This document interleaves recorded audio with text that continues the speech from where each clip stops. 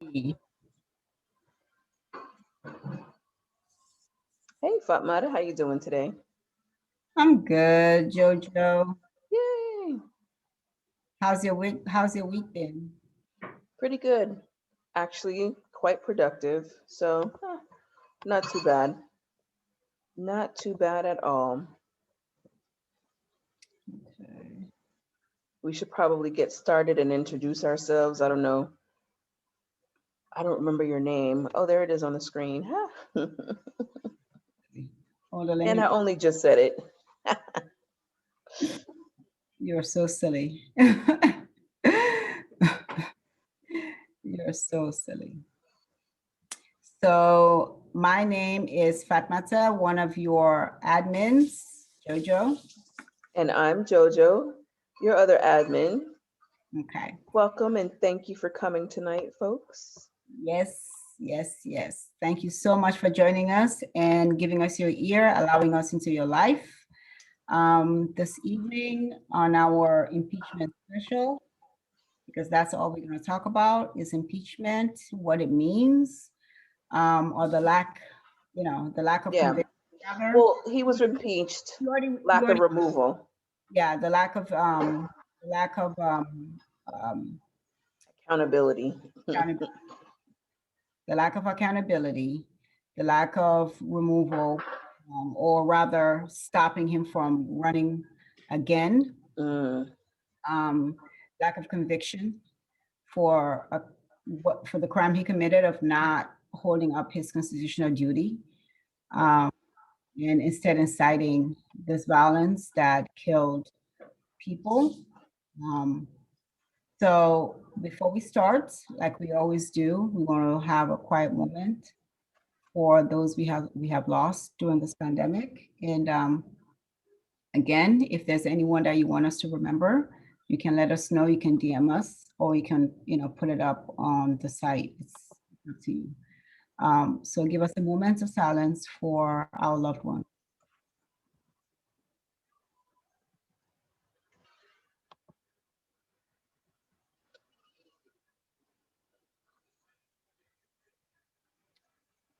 Thank you very much. All right. This has been an interesting week. Fatmata, before we go any further, I also want us to um, send out a special prayer and positive thoughts to our friends and family in Texas who Mhm. are really suffering right now.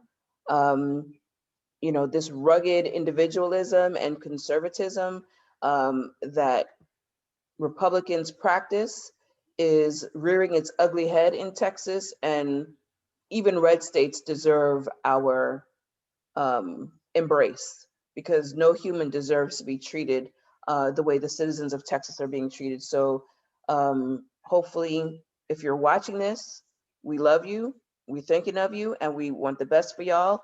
And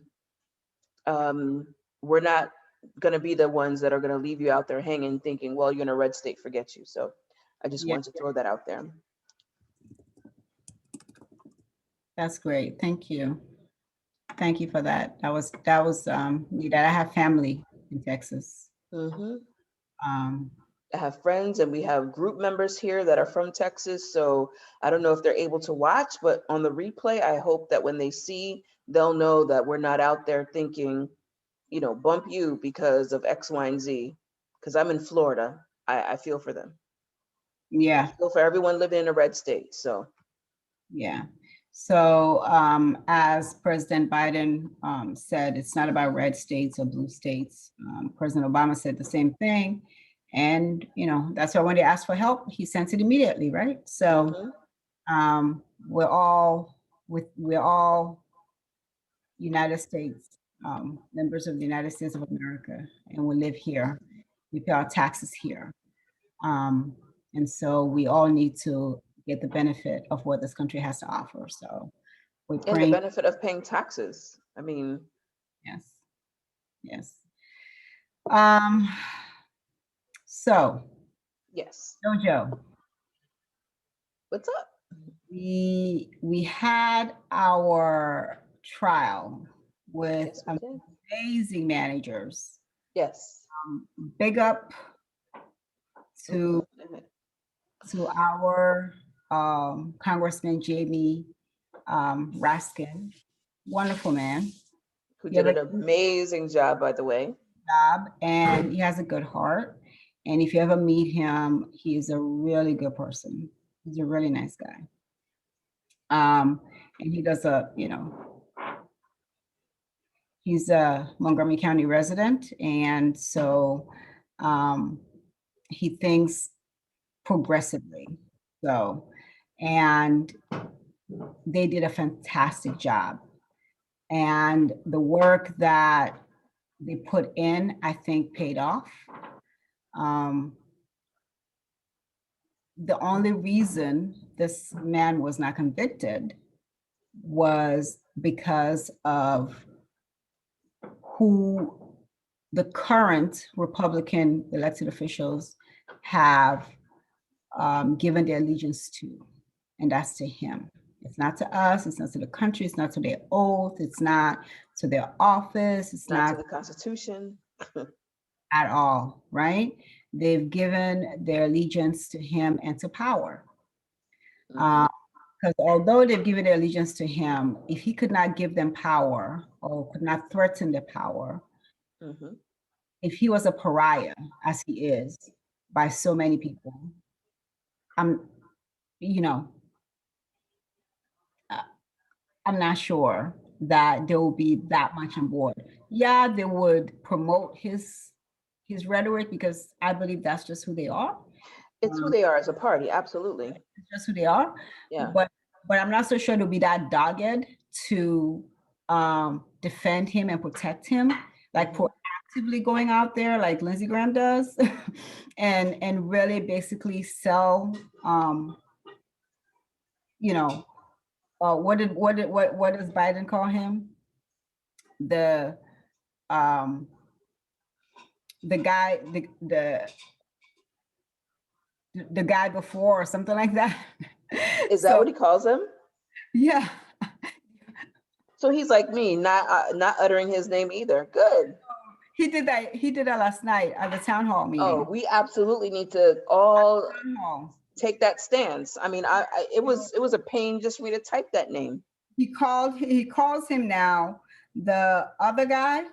I think that's what he calls him now. The other guy. The former guy. Yeah.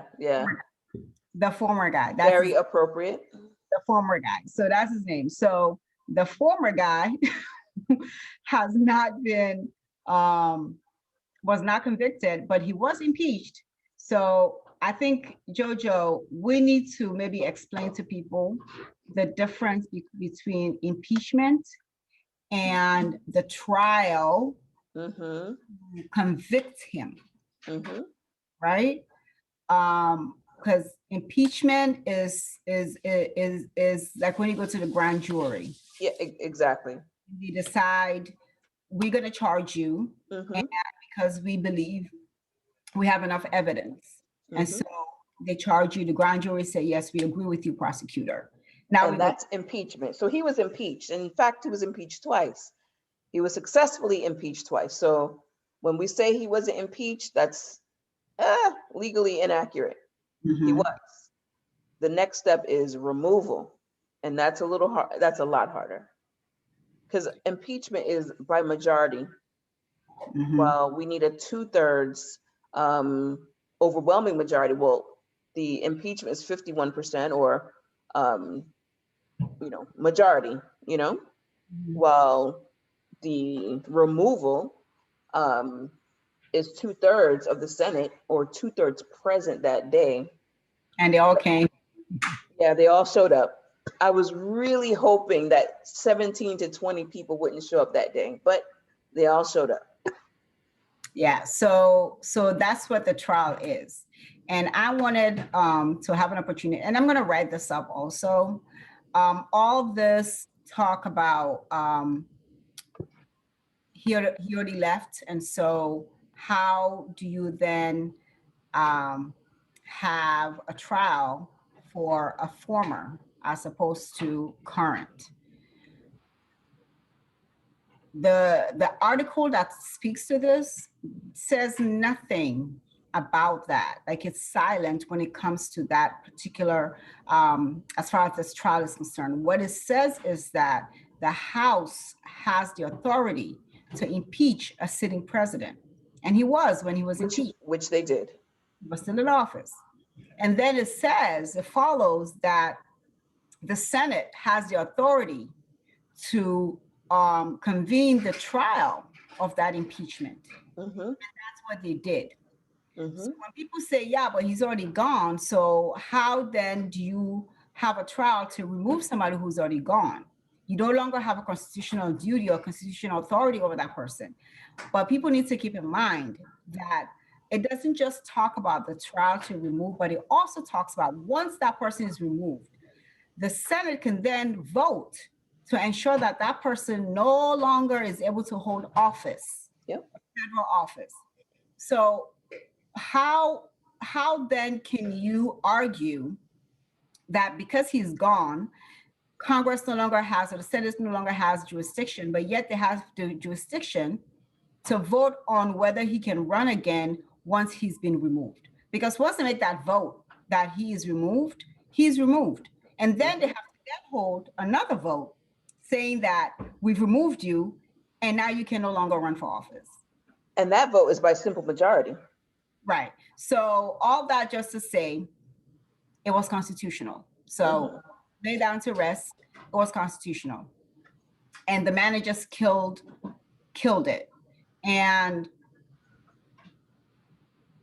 whether there was a lot of discussion about the constitutional arguments of that even before the trial took place. So if anyone was paying attention and really following that, they laid it out perfectly, exactly why it was constitutional. And anyone who voted against it, including McConnell, is just being disingenuous. But that's just it, right? Don't forget, the Senate rules are set up in such a way that the Senate rules are what the Senate decides they are. Mm-hmm. So when the trial started, they had to first vote on whether or not this was even constitutional for them to move forward to have this trial. If they had not voted that they could move forward, then it ended right there. Yep. But they voted for it to move forward. Mitch McConnell voted for it to move forward. So I'm not sure. Then later you say it's unconstitutional, so therefore I'm not going to vote for it. You already voted against it for its unconstitutionality, allegedly, and also because he was already out of office, but you allowed it for that to happen forward. It could have been brought forward, but while he was still in office. Right, because on, what was it? I think it was January the 15th. Mm-hmm. January the 15th, they were planning on walking this thing over from the House to the Senate.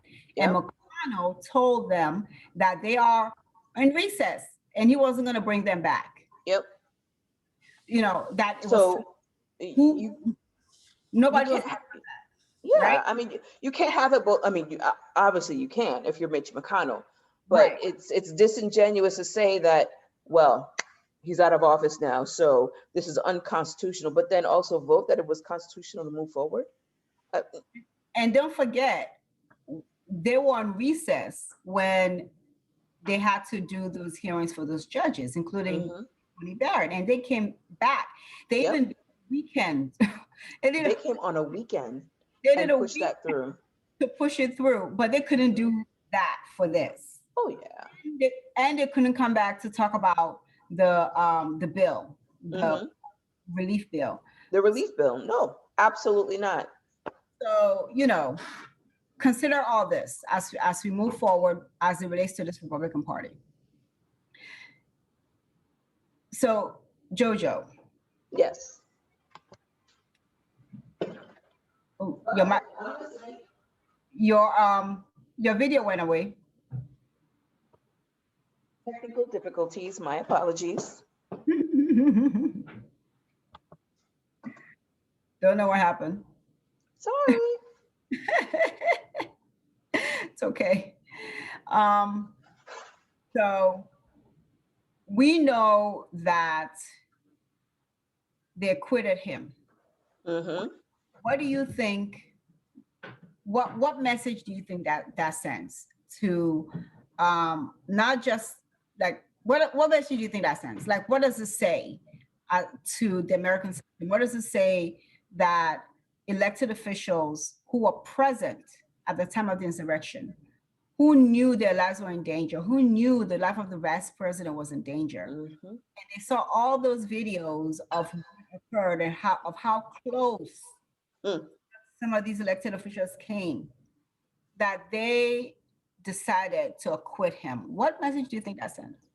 I think a lot of mixed messages were sent that day, because they were speaking. The managers were speaking to a number of people when they entered the Senate chambers and held that trial for that week. They were obviously speaking to the jurors in the Senate, clearly, but they were also speaking directly to the people that put them in office. Because I know me, the loudmouth that I am, would have been up in arms if they had not held this trial. I did not believe he would be removed. I did not believe that Trump would be found, they would find him guilty of anything. Um, and, there are a number of people who were looking just to hear the evidence, what was going on, what happened that day, why are we even going through this whole quote unquote charade, for somebody who's no longer in power. So, I mean, a number of messages went out that day. In my opinion, to me, I'm proud of the job they did, even though I wish they had brought witnesses. I think having witnesses would have been even more powerful. I think spending that time and having officers who were there that day, getting their heads smashed in by an American flag.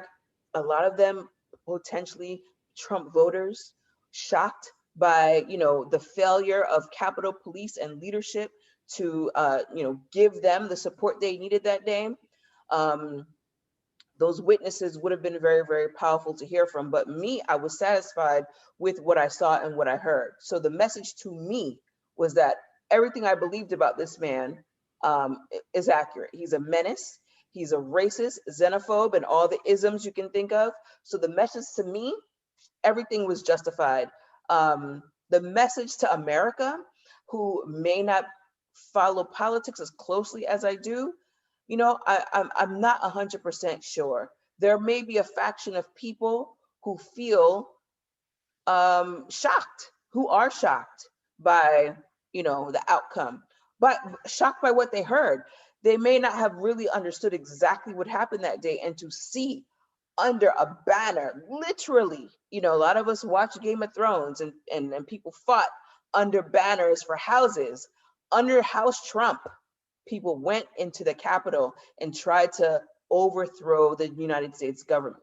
And they did this under his banner, literally. If any of you follow me on Facebook, you'll see that my cover page is literally the outcome of that evening, of his banner, hoisted up on the Capitol building. Game of Thrones watchers, y'all understand what I'm talking about and the significance of having that happen. So seeing the evidence, seeing the managers walk us through that day, it's important to have had all of those videos and having them stop in the middle of the video. I mean, it sends a message of this is what happened. Um, American people, I'm speaking to you who may be leery of this process. This is what happened that day. And we're hoping you understand why we're going through this facade. And that day, a lot of people's beliefs about this country were smashed to smithereens. And when I say that day, I'm talking about when the verdict was ultimately read and decided. Um, people's beliefs about this country, um, some were, okay, this is the country I thought we always had, and others see it now. And a large faction of people got the message that this is America. We're not the beacon on the hill that everyone believes us to be, that I believed us to be all these years, and we have to do better. And guess what, Fatmata? There's a faction of people that truly believe that Trump was innocent, did nothing wrong, did not incite violence. Even was it Senator Cornyn who went on TV or wrote an op-ed and said he was there that day and it wasn't as bad as they were describing? I think, is it Um, Wisconsin or was it Cornyn? Cornyn, It's Cornyn, okay. yeah. And so not having witnesses come on the stand, not having actual Capitol Police that were involved in the incidents that day and speak, verbalize what happened with, with their own voice, explaining what they went through that day. It took it took a little bit of wind out of the sails of the managers, because it gave space for people like Cornyn to say it really wasn't that bad that day. I don't remember it, how they're describing it, and making it seem as though they're exaggerating, because there are a lot of people. I mean, we know this. We see video of police officers shooting people all the time, and still juries let them off. Grand juries don't indict. We see this happen all the time, and then this is just more of that, and it's triggering for many, many people.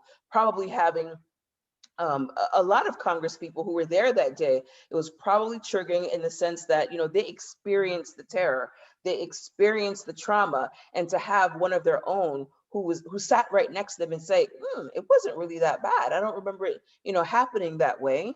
And having the video and still having that Senate not convict. I'm sure it harkens back to what a lot of us feel every time, an unarmed person is killed, every time a person is killed by the police or by, racists, shot in the back as they're running away. And for whatever reason, the law still finds a way to clear them of any responsibility. So a lot of messages went out on Saturday. We're yet to see the outcome of those messages and what kind of country we have, what's left in the ruins, what we rebuild and how we rebuild.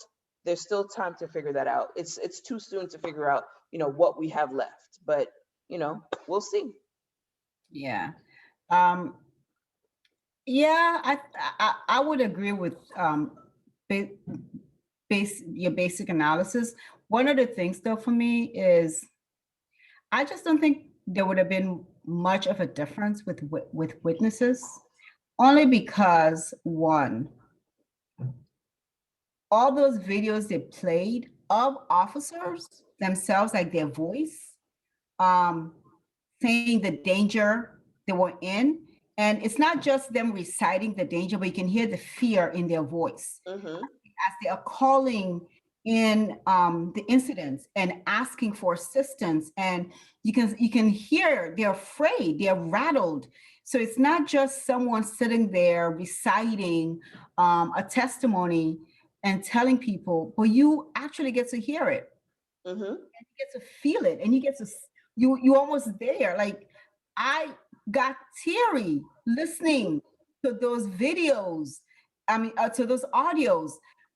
So if that doesn't do anything for you, if that doesn't touch you, and you are in that building as those officers are screaming for their lives as they're trying to protect you, and Mm-hmm. that does nothing to you, there's nothing that could have been done. And I feel as Yeah. as the public, I don't think having another person kind of regurgitate the information would have been, for me it was more impactful to hear it at the time it was happening, and hearing what they were going through at that particular moment. It impacted a lot.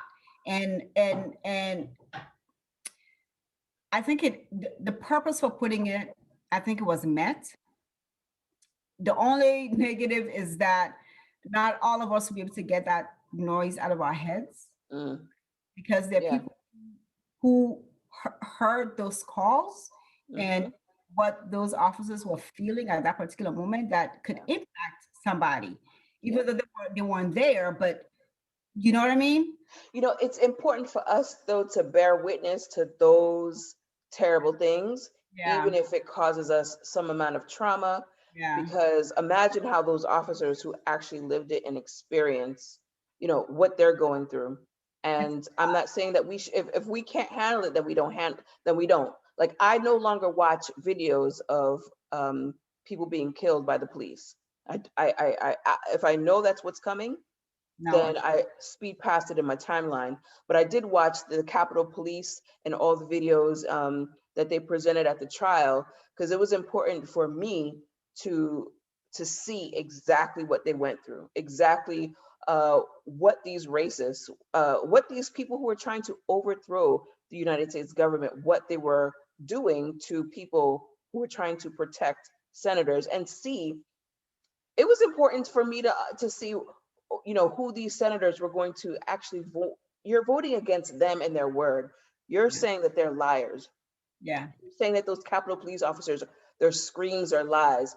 And for me, having them testify would have given the world an opportunity to see one more opportunity to hear the defense attorney not have a defense for 45. Um, it'll give us an opportunity, more of an opportunity, more weight to this idea that these were not actors. These were not, what do they call them? Trauma actors.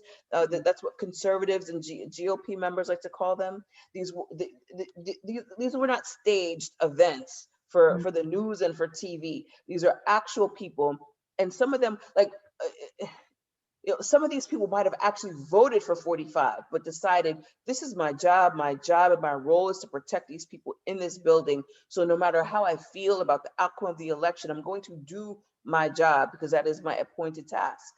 And Yeah. they did it.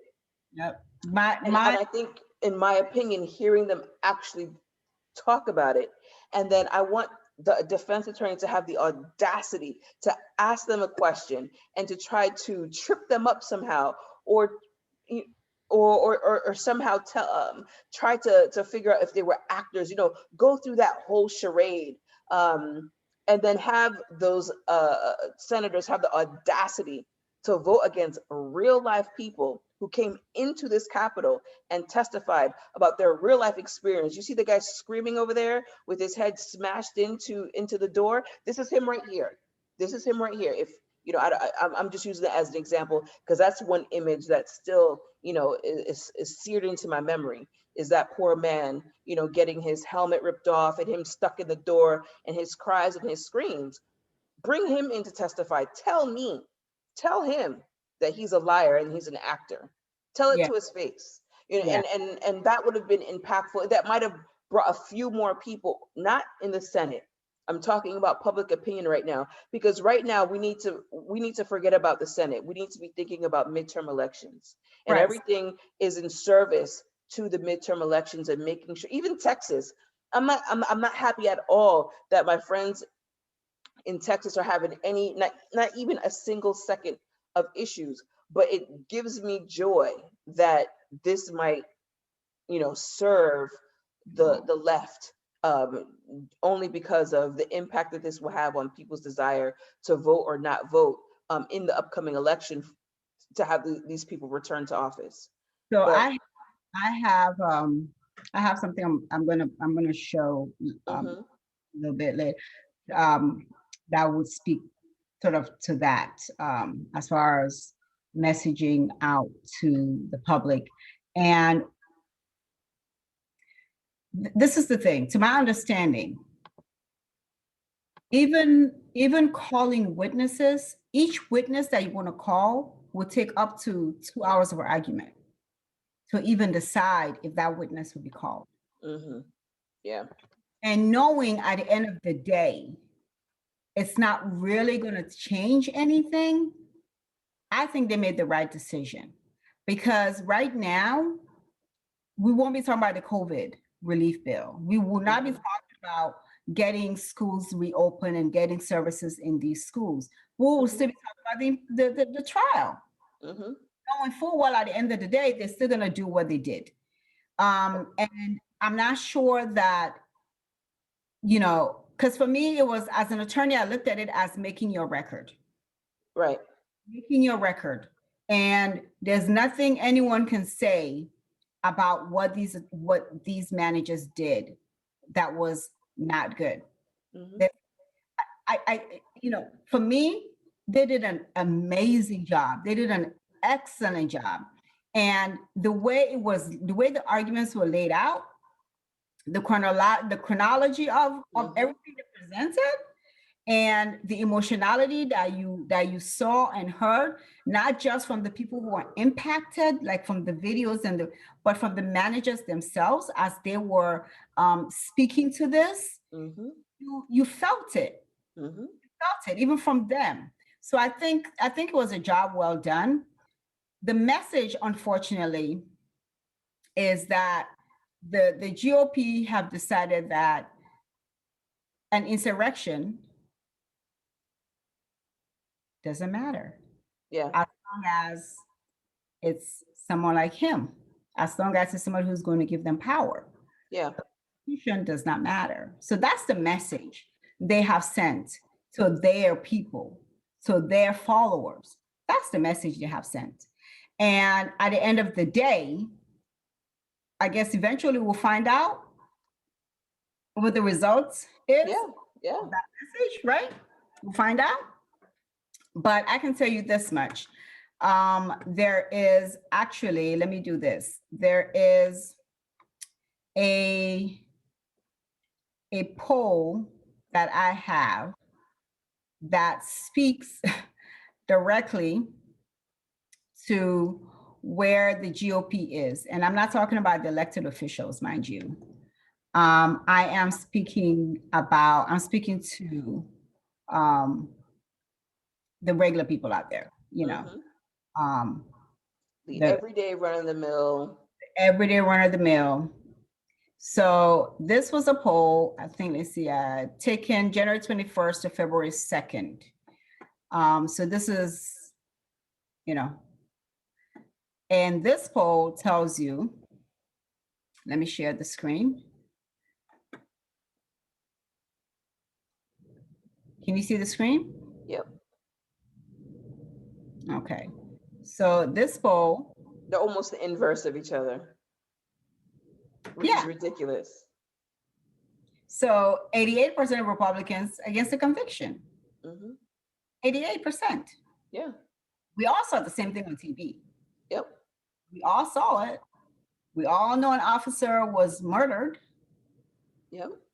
We all know this. We all know that officers lost an eye, Mhm. fingers, um, At head least, injuries, at least two committed suicide, right? 2 committed suicide.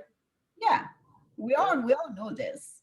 But this is what we get from the members of the Republican Party, not the elected officials. Okay. And And all of this because the American people decided who they wanted and it wasn't who they wanted. You know, the who they want is and what they want is power, but they want the power to decide for the entire country, regardless of, you know, what that power looks like, whatever that power structure looks like, regardless of how it impacts them. I mean, you have people every day voting against their interests. Every day that you vote for the GOP and you're not in that 1%, you're voting against your interests. It just makes no sense, unless you understand that what they're voting for has nothing to do with their interests and everything to do with white supremacy. But that's another day, another show. Today we're talking impeachment. yeah, let me show you this. Can you see it? We're still on the Gallup poll. Okay. Can you see? Okay, let me see. Let me. Um,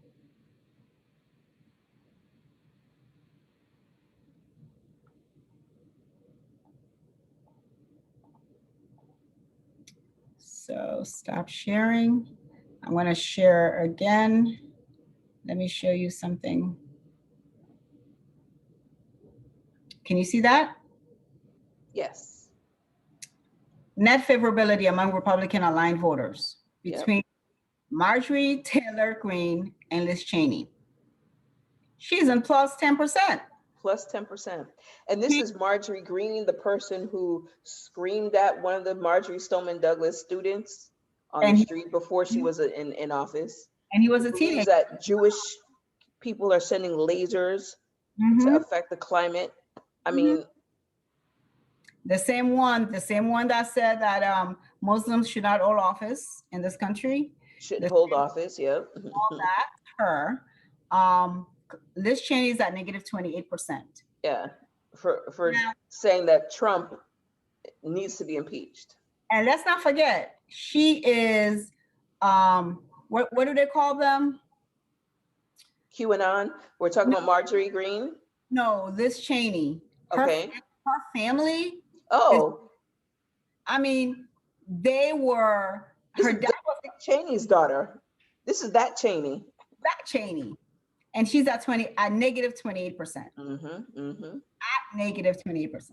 Everyone who voted in favor of this impeachment, either in the House or in the Senate, has been censured by their either state or county Republican Party, which is outrageous, absolutely outrageous. People who supposedly want to call themselves patriots are Mhm. going to look at people who voted in favor of holding accountable a sitting president who tried to have his vice president murdered.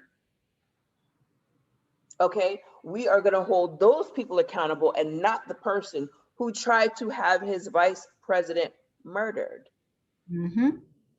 I mean, I'm not sure what you want to call it, but when the result of a tweet about Pence not being strong and should do the right thing and tweets that are anti-Pence result in calls for Pence being killed. There's a direct correlation between that tweet from Trump calling out Pence Mhm. and the insurrectionists then calling for Pence being killed. What were they saying? Hang Pence? Something Yep, to that effect. exactly. Hank Pence. I mean, so, but that party is the party of patriots. That's the party that's censuring their representatives and their senators for voting, to hold Trump accountable for his illegal behavior. Yep. Okay. So I mean, I think another message is if you're a white man in this country, you can pretty much do whatever the hell you want. that too. I So mean, I'm gonna share my screen and share a video with you guys, so you can get an idea of how deep this is. Okay. Let me see if I can.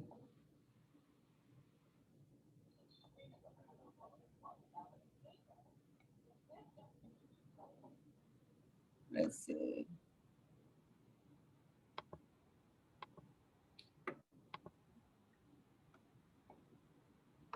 It's not opening right. Okay. Open with. Okay. Photo.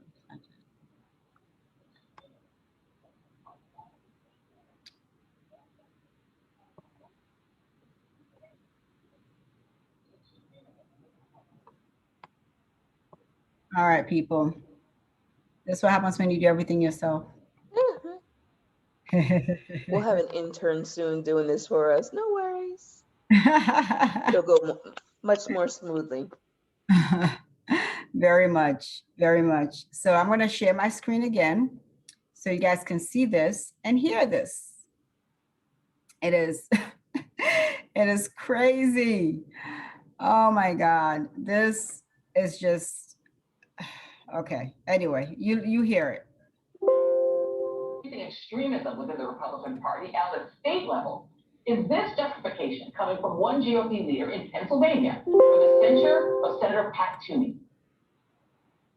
We did not send him there to vote his conscience. We did not send him there to do the right thing or whatever he said he'd do it. We sent him there to represent us. We didn't send him there to do the right thing. Look at Joy's face. Okay. Look at Joy's face.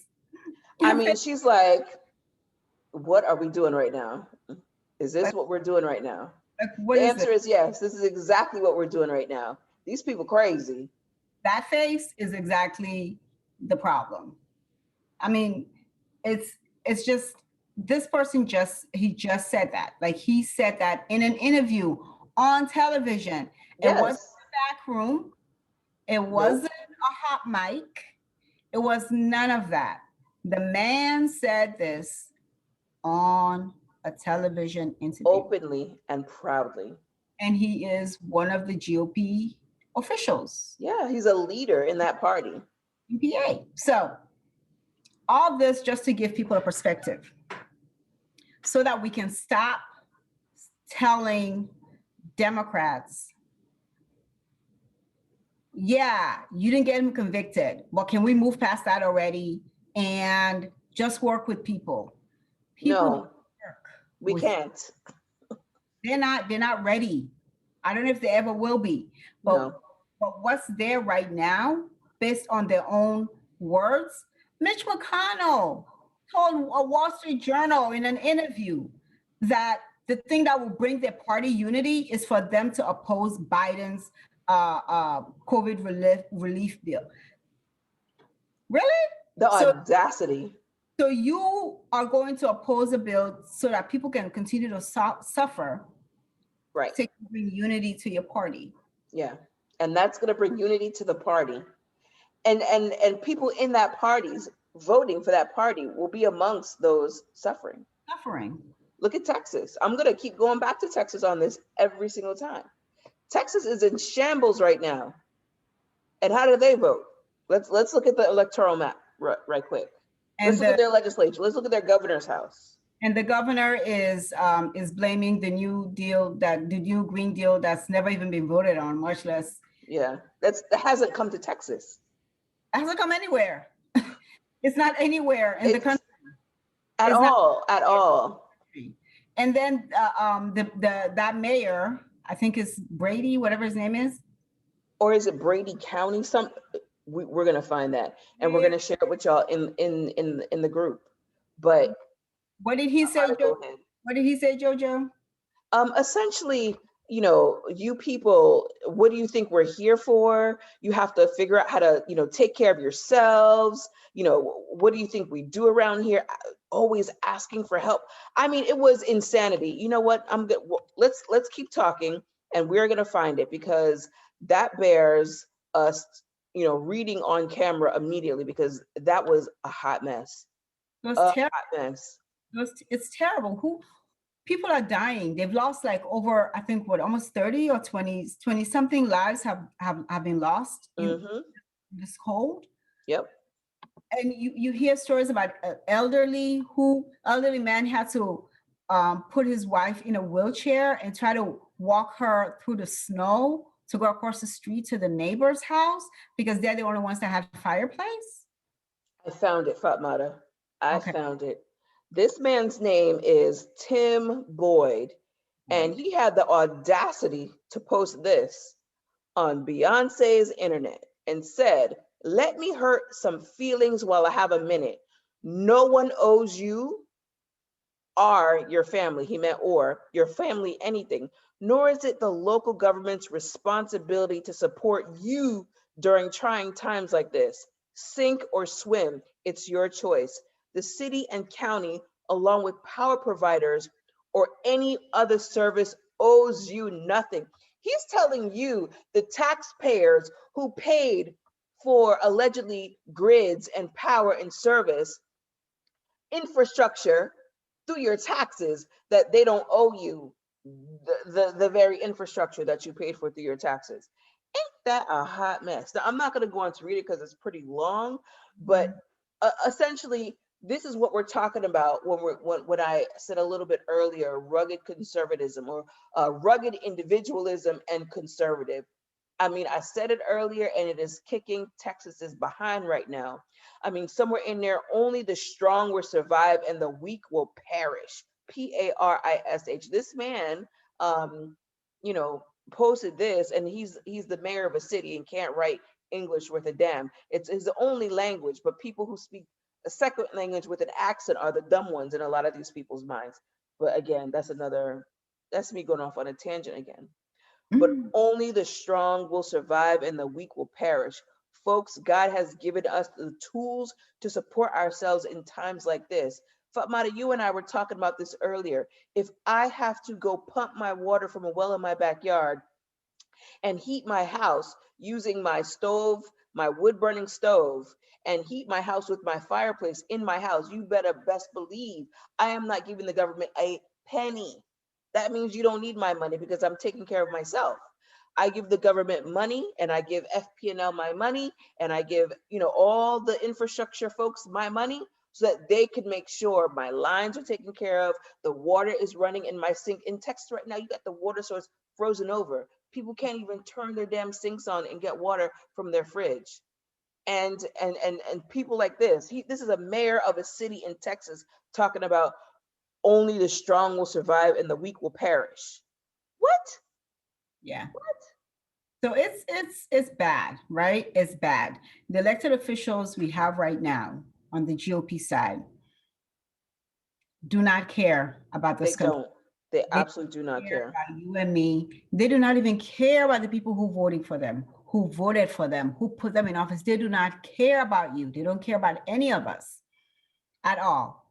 And this is why, when we say elections have consequences, Hmm. this is it. This is the Election, bad consequence right here. major consequence. Elections have consequences. And that brings us to our next topic. The vote is sacred. Reverend Warnock. Yes. Now I know we're talking about the impeachment, so we're going to tie it in because he voted in favor of removal. Voted in favor of the conviction, Hmm. and it's tied in because, simply put, if we lose anyone else in the Senate, things are going to be even worse than they were on Saturday. Even worse. So we need him to stay, and we need to add to the seats in the Senate Yes. to counter all this that's been happening from the between the trial and elected officials, like the ones who voted for acquittal, knowing full well that he's guilty. And also, I'm going to say it here, we have two turncoats in our party that, openly said they are not going to vote in favor of removing the filibuster. Manchin and a woman whose name starts with an S, whose name I can't pronounce, but Manchin and the woman whose name that starts with an S.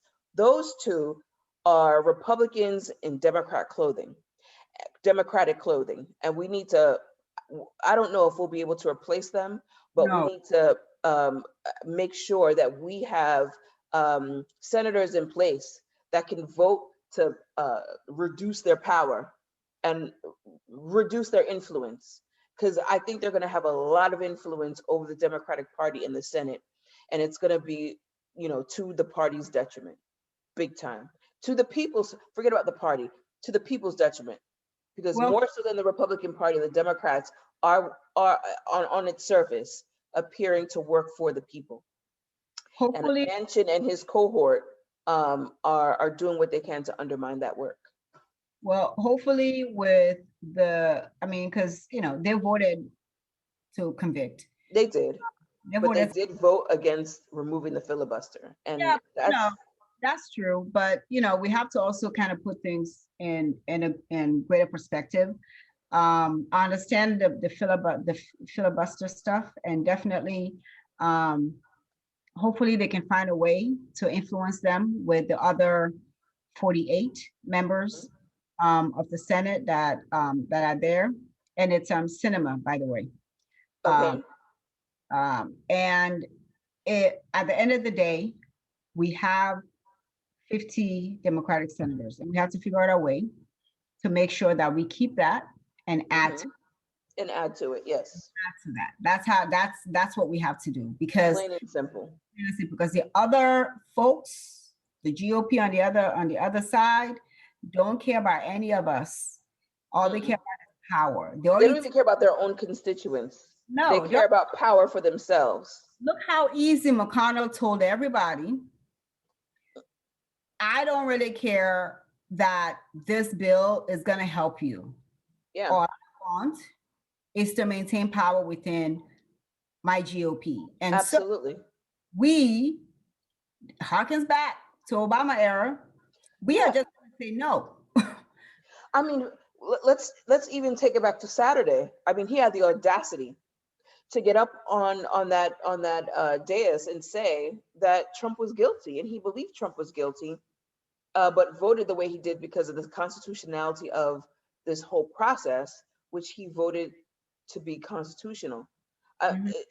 What's going through his mind, it doesn't even matter. The Mm-mm. outcome is what it is, and we have to work. I don't know what's going on in where's he from? Kentucky. I don't know what's going on there. I don't know what's happening in South Carolina, but we need to figure it out because and also, is it New Hampshire? Is that where Susan Collins is from? I mean, Maine, Maine, is it Maine? One of those states up there, downstate they call it. The Maine. Mhm. we need to figure out what's going on there, because how do you have people who were clearly so far behind or neck and neck during the course of the campaign, and we get to election day and it appears to be a blowout when we get to the polls. I mean, not so much McConnell. It did seem a little, the space was far between them. Maybe McConnell was a given. It was the it was actually, but Jamie Harris and I can't remember her name, but Susan Collins' opponent were both doing very, very well. Actually, Susan Collins' opponent at one point was double digits ahead of Susan Collins. I mean, I had a shirt worked out wishing her goodbye and everything, knowing that she was going to lose her seat. That's how confident I was. Unfortunately, we still have them for the next 6 years. We do, and I have a shirt that I can't use. That's But okay. Mikano, I got one for you. Okay, we're not going there. But Reverend Warnock is going to be on the ballot in 2 years. And this is his campaign shirt, by the way. You're wondering why I keep pointing to this. What does it say? The vote is sacred, and there's something else on the back. But ultimately, this is his campaign merchandise. I'm not sure if his website is still up, but if it is, please donate. Buy a shirt, buy a merch, a bag, a hat, a cup, something. Help donate. Start now. Yes, please. And Purdue, the crooked Purdue, that told everybody that the virus is not that bad. Not that bad. He made money out of it. That Purdue, that lost to Ossoff, now has decided he's going to run against Warnock. Yeah. So there's a fight. Yep. There's going to be a fight because not just because Purdue has name recognition because of family, blah, blah, blah, all that stuff. Not just because of that, but because they are proactively putting legislation in place to disenfranchise the voters who came out in 2020 for Warnock. That's what they're doing right now. Right now. So if we want to push back against that, go to Fair Fight, because Stacy's fighting it. Go to Fair Fight website, help them out. When they need volunteers, sign up, because this is going to be a fight. And if you think what happened on Saturday was something bad, imagine if we don't have it. Yeah. Imagine if we don't even have it. Imagine 2 years, Mitch McConnell again is majority leader. That's called a disaster. And that's a disaster we can't have in this country. We cannot have a country where Mitch McConnell is the leader of anything but the minority, or maybe his own household. But we can't have him have so much power that he has control over the agenda in the Senate. We can't give him that. Absolutely not. So we have work to do, and we are urging everyone who's listening, reach out to your folks, whatever you can do to help, whether it's phone calls, whether it's whatever it is. Bring in volunteers if you can't afford to donate. If you know people who can, encourage them to donate, because it's going to be needed so badly. It's not just for Reverend Warnock, it's for all of us. Yes, yes. But he needs to be there.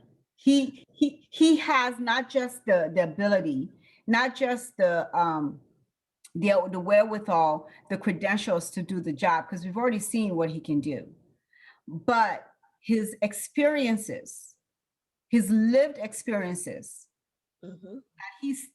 that he has taken to the Senate is going to help all of us because he can actually relate to some of these issues that are hitting all our households in this particular moment and moving forward. So I urge everyone to please get involved.